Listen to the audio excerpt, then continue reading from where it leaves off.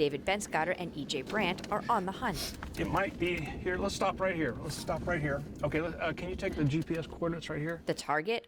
Old apple trees. What we're trying to do is recover apples that in the last 100 or so years have been lost or thought to be extinct.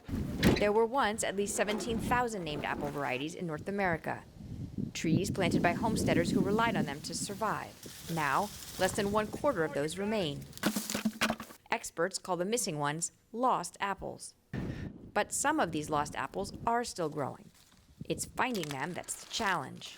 We obtained a ledger book from a relative of a nurseryman who was in Whitman County in the late 1800s.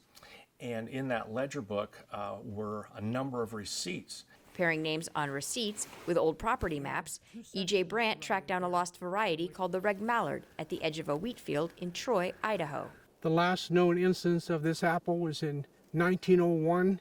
With old-fashioned detective work and a lot of shoe leather, I don't think this one has been totally identified. the retired FBI agent and the avid historian have found 13 lost varieties. There's all fruit trees all up in here.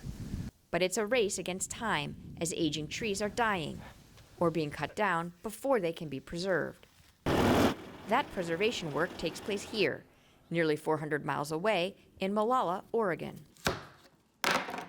That's where botanists at the Temperate Orchard Conservancy analyze apples shipped to them from across the West. You never know what this variety is going to offer. Okay, does this survive this disease?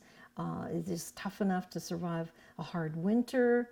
When a lost variety is found, the apple detectives return to the field and take wood cuttings from the aging tree to clone it and ultimately preserve it forever. I don't want it lost in time.